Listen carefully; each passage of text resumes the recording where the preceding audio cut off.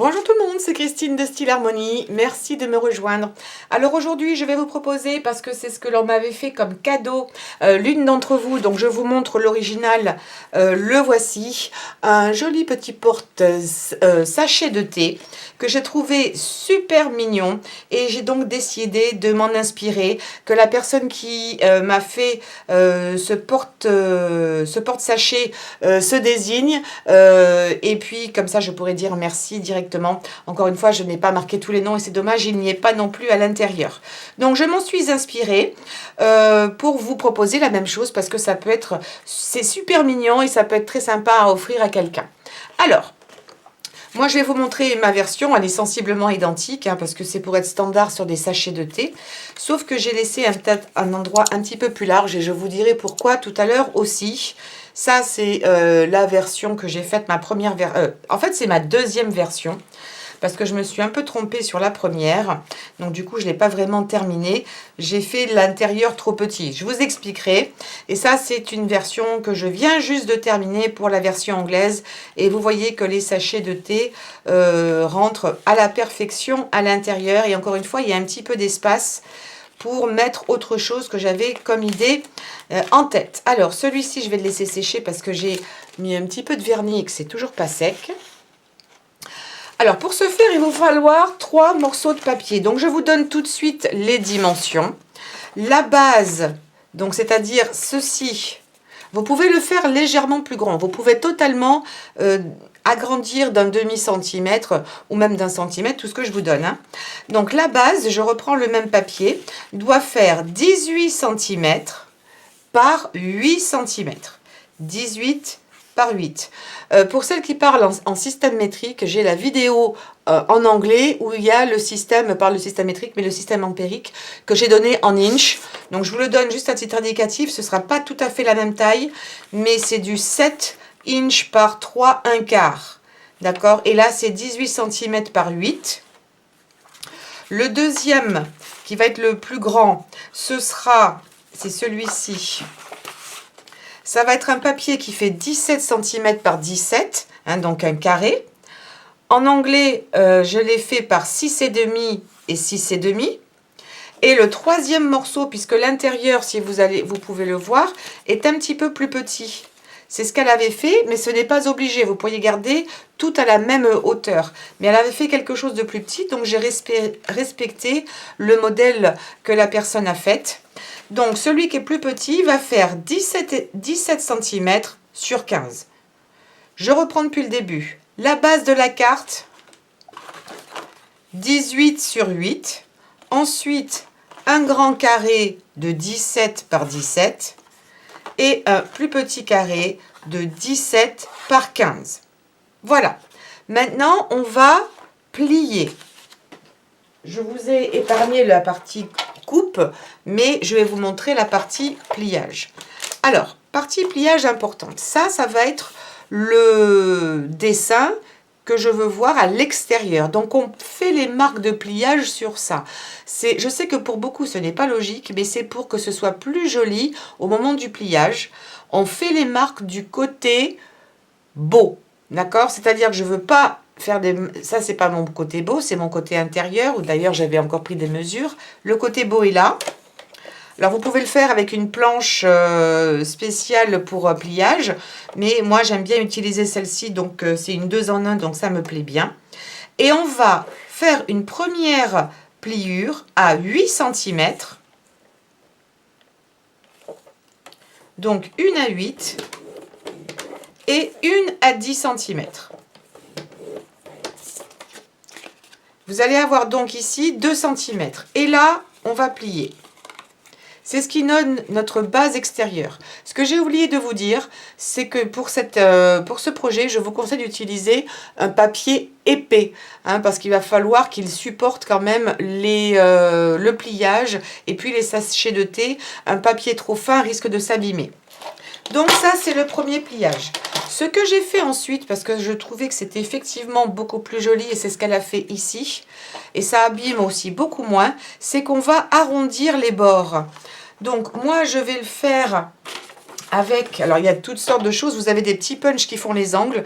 Moi, j'ai ça depuis très longtemps. C'est une Memory Keepers. Vous avez deux tailles ici de rond pour arrondir. Je vais utiliser le plus petit qui est de 1/4 pour celles qui ont ça, mais n'importe quel autre fera l'affaire. C'est juste pour arrondir un petit peu les angles et ça abîmera beaucoup moins votre support. Voilà, ça c'est fait. Je peux le poser. Notre base est faite. Alors du coup, ce que je vais faire, c'est que je vais tout de suite effacer les marques que j'avais faites au crayon. Hop, et voilà. Parce que j'avais besoin de bien tout noter pour pas faire d'erreur. Ensuite, on va prendre, donc toujours notre... On va plier, on va continuer à plier. On va prendre le papier le plus grand, donc qui fait 17 sur 17. Et là, on va plier. Donc pour l'instant, comme c'est un carré, on ne se pose pas trop de questions. On va plier une première fois à 7,5. 7,5, c'est ici. On ne voit pas bien, mais c'est là. 7,5. Alors le côté, attendez, le bon côté... oui, c'est ça. Le bon côté, c'est celui-ci, donc je ne me trompe pas. Donc, je fais une première pliure à 7,5. Et ensuite, je fais à 9,5. Encore, je me laisse 2 cm. Voilà. Donc ici, j'ai mes deux grandes rayures. Je tourne juste d'1/4. Et là, on va faire deux autres pliures. Une à nouveau à 7,5. Non, surtout pas celle-là. Une à 7,5. Et une que l'on va venir à couper, plier à 15. Voilà. Et cette partie-là, en fait, ça va être la partie qui va venir, que l'on va replier sur elle-même. Donc, pour cette feuille, le pliage est terminé. Donc, on va bien tout marquer ici.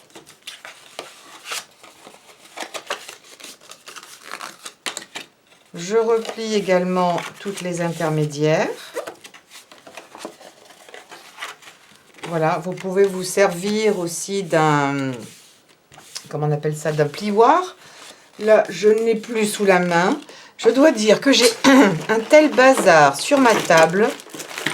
J'ai plusieurs projets en cours qui sèchent, etc. que je ne les ai pas, je ne les ai même pas cherché tout à l'heure, à vrai dire. Donc, ça ira très bien pour le moment. Alors, donc, vous avez ce petit bout qui fait ici, donc je vous disais 2 cm. Là, on va utiliser du scotch double face. Vous pouvez utiliser une colle liquide si vous voulez. J'aime bien le scotch double face parce que ça sèche très vite. Si vous avez du scotch rouge, je vous conseille de vous en servir parce que ça collera encore mieux. Le scotch rouge est le meilleur.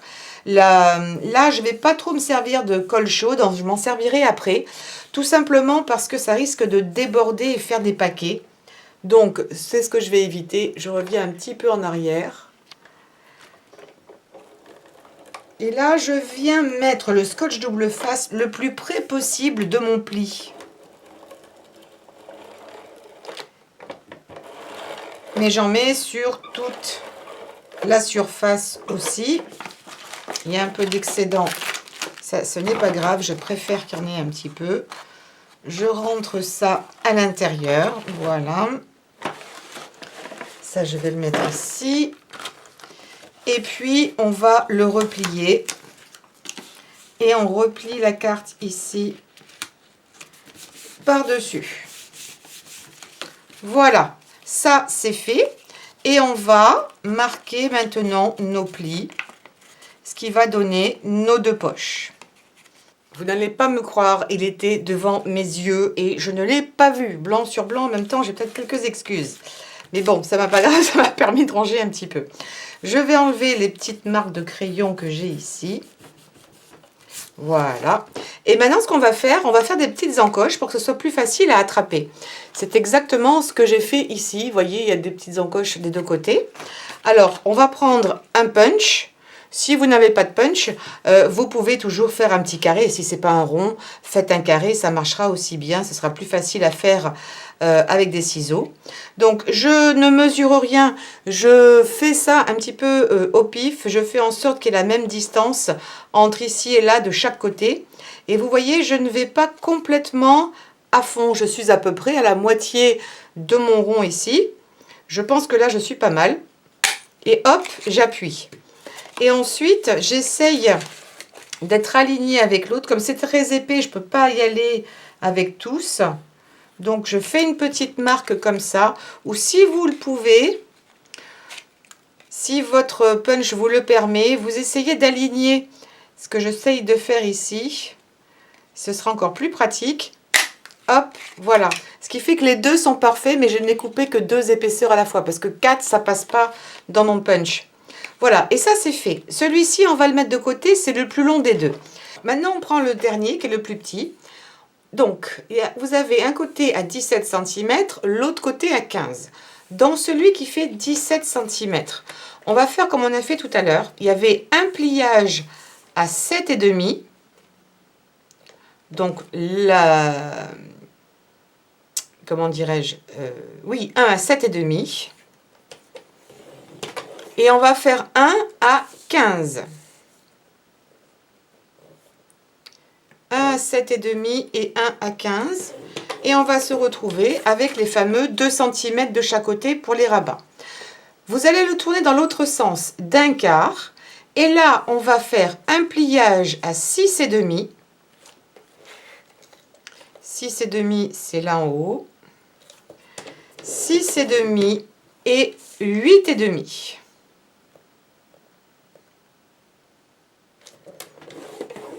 Et voilà. Et là, c'est fini pour tout ce qui est pliage. Je suis désolée, il en faut, mais il faut ce qu'il faut. Donc là, on marque nos plis.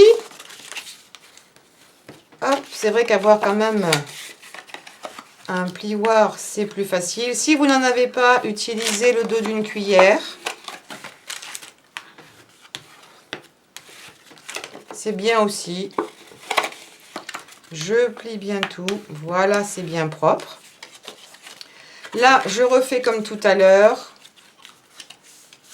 Je vais mettre de la colle, du scotch double face ici. Je ne vais même pas enlever mes marques de crayon puisque ça va être collé. Je viens le plus près possible de ma pliure. Je suis désolée, je suis devant la caméra, mais j'ai pas d'autre choix. Voilà. Je rabats l'excédent.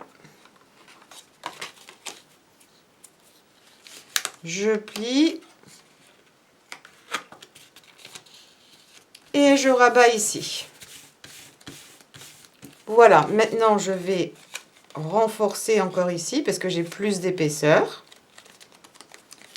Là, ce que je peux faire, c'est effectivement enlever un petit peu ça. Voilà. Et puis, je vais peut-être le renforcer encore un peu. Voilà. Et je vais faire comme j'ai fait tout à l'heure. Alors, on peut reporter par-dessus si vous vous sentez comme j'avais fait avec le crayon de papier, si ça peut vous aider. Moi, je vais réutiliser la même technique. Comme ça, tout est bien l'un en face de l'autre. Je vais refaire en fait pareil. Hop. Je refais les petites encoches ici. Moi, je ne marque pas. Je fais comme ça. Faites ce qui vous arrange, là où vous vous sentez le plus à l'aise. C'est pas évident que ça se voit parce qu'il y a beaucoup d'ombre. Et voilà. Comme ça, tous mes morceaux sont super bien alignés. Maintenant, ça va être l'assemblage et on a quasiment terminé. On va reprendre notre bande principale ici. Et là, moi, je vais donc prendre, on va commencer par le plus grand des deux, donc c'est celui-ci. Et je vais utiliser de la colle à chaud. Vous pouvez utiliser là encore du scotch rouge pour que ce soit bien solide. Et c'est ce que je vais vous conseiller de faire. Hop. N'allez pas trop près des bords si vous utilisez la colle à chaud pour pas que ça ne dépasse. Mais je sais qu'avec la colle à chaud, il ne va pas y avoir de soucis, ça va parfaitement bien tenir. Là, il faut aller assez vite pour bien le maintenir. Et on centre, hein, pour que tout se ferme bien. On appuie, on reste positionné un petit peu. Là, je fais joli avec mon doigt. Vous voyez qu'il y a le même espace entre d'un côté et de l'autre. Ensuite, je vais faire pareil avec celui-ci. Je plie bien, je mets en forme. Colle à chaud.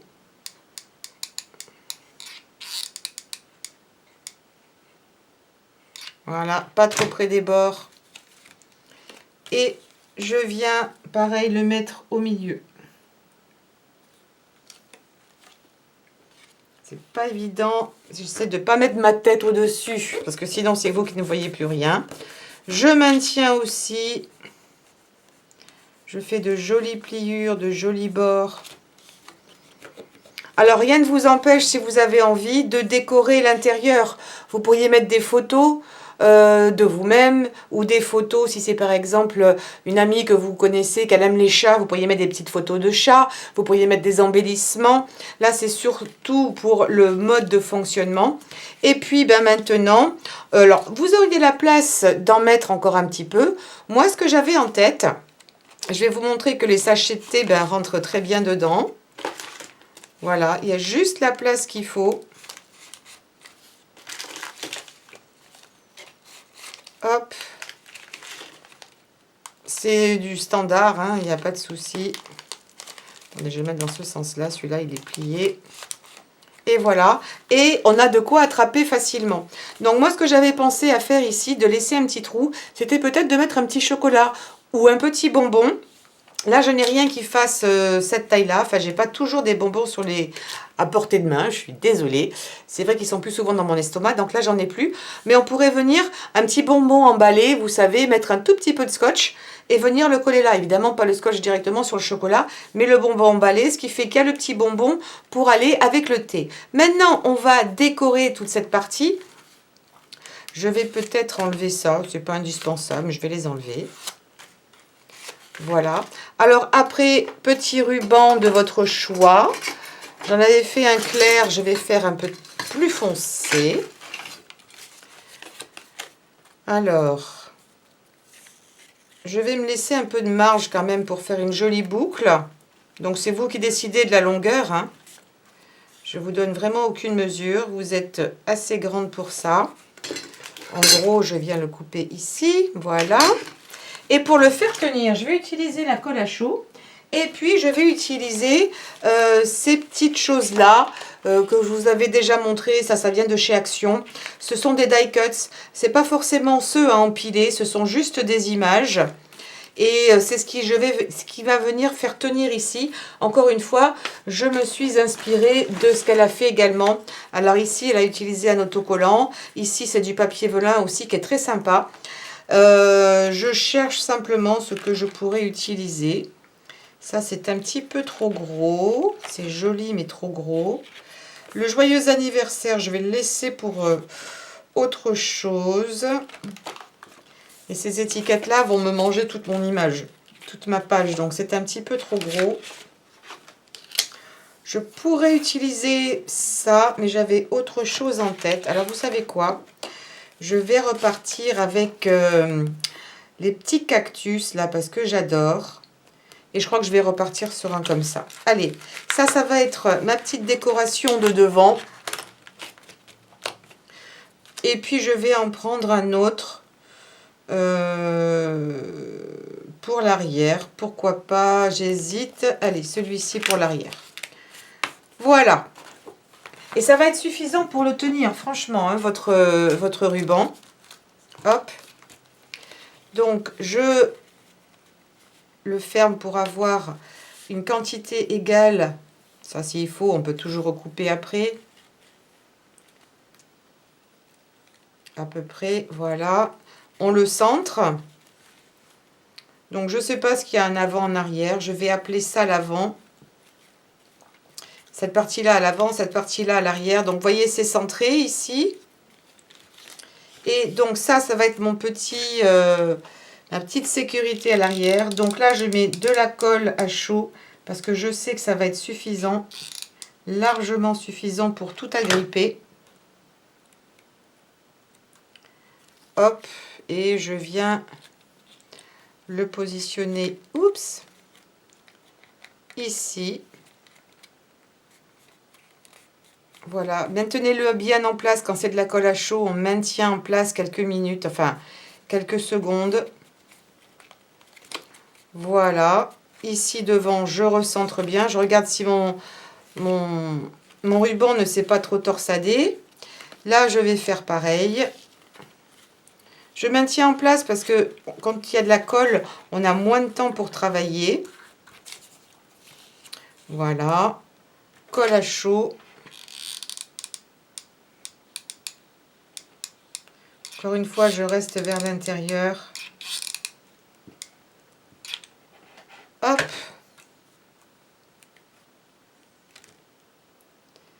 Et bah, décidément, aujourd'hui, j'ai deux mains gauches. Et je vais le positionner juste comme ça. Un petit peu sur le côté. Voilà.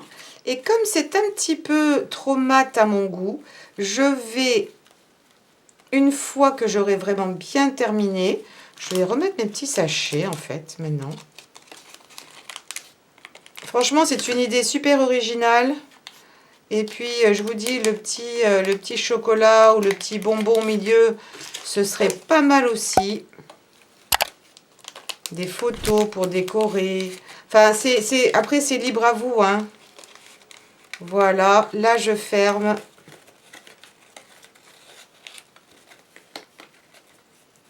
Un petit nœud. Voilà. Et ce que je vais faire, parce que j'aime ça, je vais utiliser la colle Tessa qui... je vais utiliser le gros embout qui brille. Alors, cette colle a un avantage, effectivement, c'est qu'elle peut servir de vernis. L'inconvénient, quand vous vous en servez, contrairement à une colle qui va sécher mat, c'est que si vous bougez et que votre colle dépasse ou déborde, ça va se voir à cause du brillant. Donc, ça peut être un inconvénient aussi. J'ai tendance à préférer, quand je colle, utiliser plutôt une colle mat. Mais bon, pour le prix qu'elle coûte... en tout cas chez Action, je l'avais vu que chez Action, on va pas non plus s'embêter. Ça va donner un effet donc brillant, un effet 3 dimensions. Il faudra crever un petit peu les bulles qu'il y a. Voilà, simplement des fois en repassant par-dessus, ça enlève les bulles. Mais je m'en occuperai ça hors caméra. Mais ça donne un petit côté beaucoup plus fini, oups, à l'ensemble. Voilà, je vais essayer de me rapprocher, que vous puissiez bien le voir. Mais regardez comme c'est mignon. Si vous trouvez que c'est un petit peu trop plat quand la colle a séché, quand votre vernis a séché, rien ne vous empêche de revenir par-dessus et de mettre une couche supplémentaire, hein.